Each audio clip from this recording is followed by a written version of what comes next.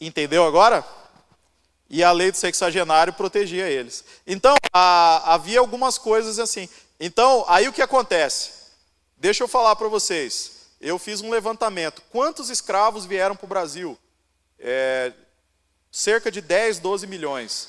Desses 10, 12 milhões, chegaram ao Brasil porque havia morte muito alta no caminho, condições insalubres, né? 6 milhões de escravos. Quando aboliu a escravidão, desses 6 milhões de escravos que vieram, com aquelas mudanças graduais, como houve a abolição total, os senhores de escravos se ressentiram e falaram, sabe de uma coisa? Então agora vai para a rua e caça seu rumo. O império deu liberdade para você, é o império que te cuide aí, que cuide de você. Então eu não tenho mais responsabilidade com você. E eles decidiram trazer mão de obra imigrante da Europa. Ele falou, já que eu vou ter mão de obra assalariada, que seja uma mão de obra qualificada. Então eles decidiram trazer imigrantes europeus para trabalhar nas fazendas no lugar dos escravos. E aí, sabe quantos eles trouxeram? 5 milhões. Tinha 6 milhões de escravos, eles trouxeram 5 milhões de europeus imigrantes nesse período, que é aquela explosão migratória do final do Império. Aí sabe o que isso significa? Isso significa o seguinte, quando você lê aquela obra de literatura O Cortiço, né, você tem a origem do cortiço. A origem do cortiço são imigrantes portugueses, né, com escravos libertos da Lei Áurea. E aí eles vão morar numa coisa que o Brasil desenvolveu para o mundo, chamado favela. Favela nasce do movimento abolicionista. O Brasil não tinha favela. Vocês entenderam isso? Outra coisa, e o senhor de escravo, ele era gente boa? Mais ou menos. Porque aí, como esses europeus vinham e não sabiam a língua direito, né? Eles vinham morar, e tudo no salário, tudo justo, Silas.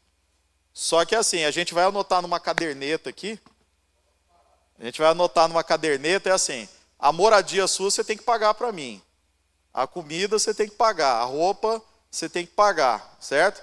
E aí a gente vai descontando seu salário, tudo bem? A gente anota tudo na caderneta. Resultado, era escravidão por dívidas. Trocou a escravidão tradicional por uma espécie de escravidão por dívida, ou seja, aí a gente tem natureza depravada. E aí o que acontece?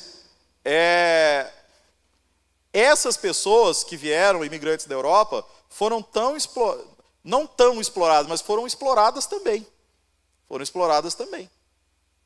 Então, quando a gente fala hoje aí de política reparatória e tudo mais, vai reparar um lado e não vai reparar os outros 5 milhões, por quê?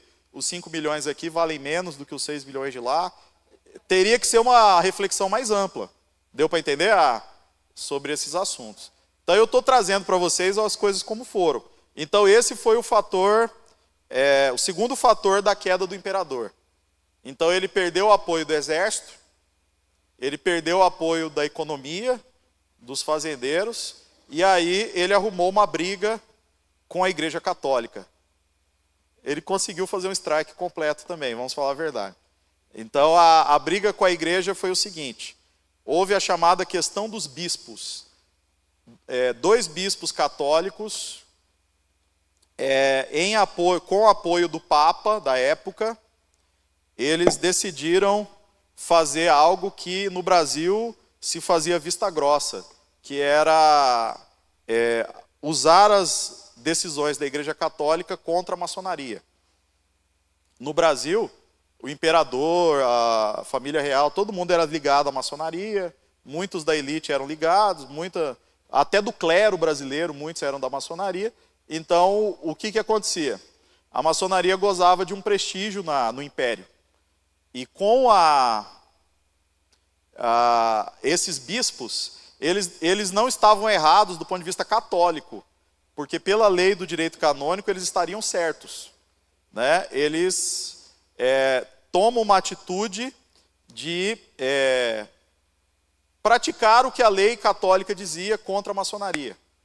Só que ao fazer isso, o imperador tomou lado e eles têm um episódio que eles são presos, né? Então isso gera uma celeuma muito grande.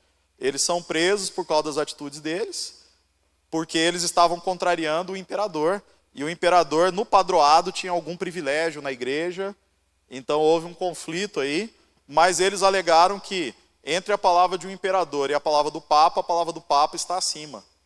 Então começou a ter esse conflito, Papa versus imperador, conflito. E aí esse foi o terceiro fator que afetou vamos dizer, que é chamado de questão religiosa.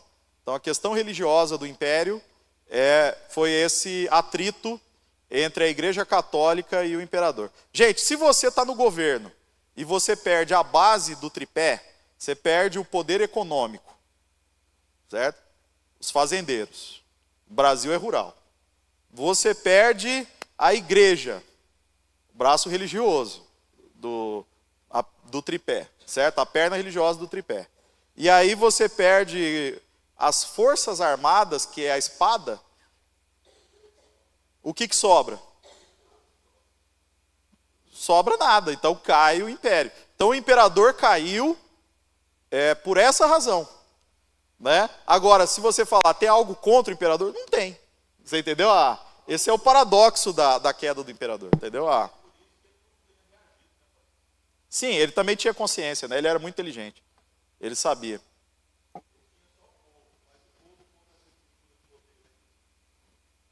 Aí não tinha país depois, né?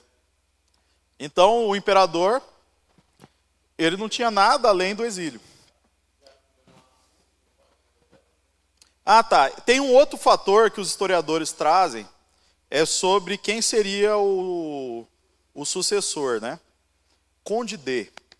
Conde D, na Guerra do Paraguai, segundo alguns historiadores, ele foi muito cruel no extermínio dos paraguaios. Entendeu? Ele era uma pessoa cruel. Se ele chegasse ao poder, talvez ele fosse um absolutista, como Dom Pedro I e II não foram. Então havia também um receio da sucessão. Princesa Isabel chegar ao trono, Conde D assumir o governo, e o Conde D ele ser muito diferente do Dom Pedro. Deu para entender? Então esse também foi um fator. Poderia colocar o quarto fator aí que pesou. Agora entra a questão religiosa e os impactos disso para o presbiterianismo e para as igrejas evangélicas. Vocês entenderam, então, que para a maçonaria naquela época, eles estavam numa encruzilhada. Porque eles estavam sendo, agora, enquadrados pela Igreja Católica dentro de um conflito aberto entre maçonaria e Igreja Católica. Vocês entenderam isso agora? Então, o que os maçons vão fazer? Eles vão facilitar a vinda de outros grupos religiosos para o Brasil para quebrar o monopólio da Igreja Católica. Eles vão provavelmente favorecer o surgimento de uma república, né?